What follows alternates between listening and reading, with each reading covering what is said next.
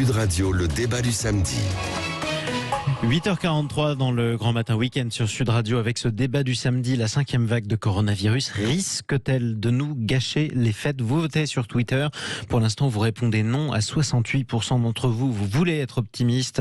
Jackie, par exemple, nous dit c'est quand même étonnant que les apparitions de ces vagues successives s'accordent toujours à naître lors des fêtes ou font signe d'un retour durant l'été. Bref, c'est vrai qu'il y a une apparition saisonnière que rien ne semble pouvoir empêcher. Mais est-ce que c'est grave? Docteur, ça c'est la question qu'on pose à Laurent Sacomano. Bonjour à vous. Bonjour. Vous êtes président de l'URPS, l'Union régionale des professionnels de santé pour les médecins libéraux dans la région sud, c'est-à-dire la région Provence-Alpes-Côte d'Azur. La une de la Provence, chez vous, du coup, ce matin, dit l'hôpital à l'agonie. Pas seulement à cause du Covid en ce moment, à cause aussi de plein d'autres problèmes, mais aussi à cause de ce Covid. Est-ce que vous-même, qui représentez les médecins libéraux, vous faites face à une vague fulgurante ? Alors, on fait face à une augmentation massive du nombre de cas et surtout à une fatigue de la même que l'hôpital connaît. Voilà. C'est-à-dire que depuis 2 ans, les professionnels de santé sont sur tous les fronts, les libéraux aussi, puisque je rappelle que ce sont eux qui sont en charge et au premier contact des patients qui sont contaminés.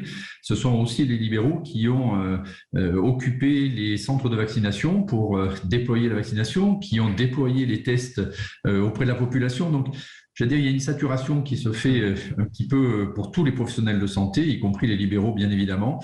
Et dès que l'épidémie est en train de repartir, bien c'est une fatigue supplémentaire. Ça fait un peu le round de trop, quoi. Le round de trop dans cette espèce de combat interminable. Alors, vous dites augmentation fulgurante de cas. Est-ce que ce sont des cas graves?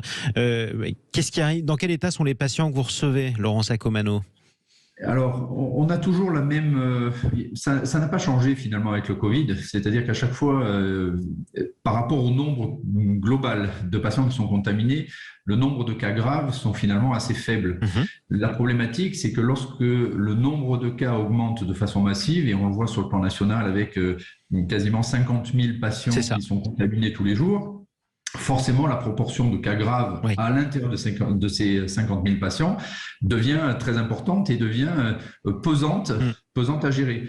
C'est pour ça d'ailleurs que l'hôpital n'est pas encore en tension extrême, mais on voit la courbe qui augmente des hospitalisations et de fait des hospitalisations également en réanimation, et les indicateurs effectivement ne sont pas encourageants. Non, les indicateurs sont mauvais. Qui attrape le Covid en PACA chez vous en ce moment ?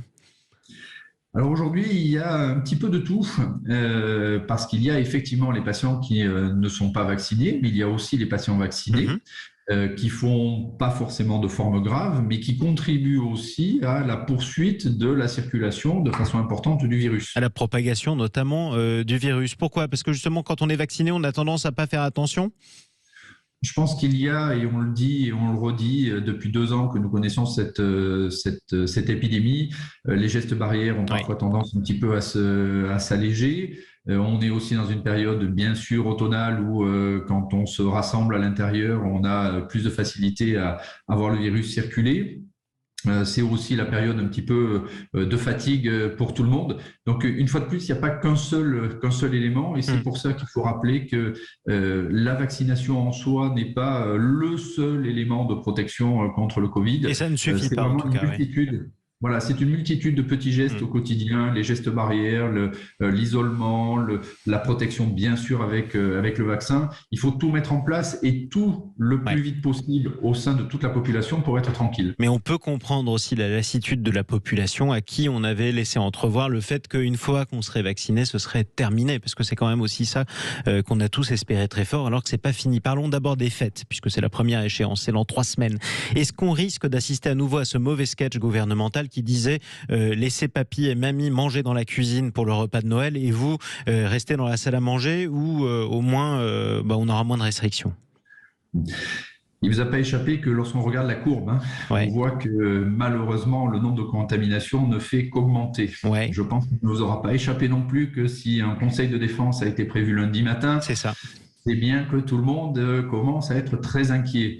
Soit on arrive à casser cette augmentation de la courbe et on peut espérer être un petit peu plus tranquille, soit malheureusement on continue à observer cette augmentation. Je prends souvent cette image, c'est comme un incendie. Quand on arrive à le stopper, cet incendie, on a moins d'inquiétude pour la suite. Quand l'incendie commence à dévorer la colline, c'est beaucoup plus difficile de le ralentir. Mais je crois que là, on est encore dans cette situation-là. Le gouvernement a demandé de passer de façon massive à une vaccination et à augmenter vraiment, à réouvrir les centres de vaccination, à rendre tout ça. Ça montre bien que oui, il y a de la fébrilité parce qu'on voit les indicateurs qui ne sont pas bons. Donc vous ne pouvez pas écarter non plus, c'est pas vous qui décidez, hein, bien sûr, mais vous ne pouvez pas écarter que les fêtes, qu'on ait de nouvelles restrictions, pourquoi pas un couvre-feu ou des confinements pendant les fêtes, quoi. En tout cas, des recommandations qui seront faites pour limiter les rassemblements, les déplacements et continuer vraiment à rappeler que les gestes barrières, la vaccination sont des éléments essentiels pour la stopper. Et en tout cas, on n'est pas sorti de l'auberge, malheureusement. Merci beaucoup, Laurent Sacomano. Bon week-end. Bon week-end à vous. Président de l'URPS, médecins libéraux de la région Provence-Alpes-Côte d'Azur, qui s'appelle désormais la région Sud. On vous posez cette question sur le Twitter de Sud Radio. La 5e vague risque-t-elle de nous gâcher les fêtes ? Pour l'instant, vous accrochez à votre optimiste et vous avez raison d'espérer, en tout cas, puisque vous répondez non à 68% d'entre vous sur le Twitter de Sud Radio. Les amis, tout de suite, après ces mauvaises nouvelles, en tout cas ces mauvais pronostics, on va essayer de se remonter le moral et de se détendre. C'est avec Carole Serra.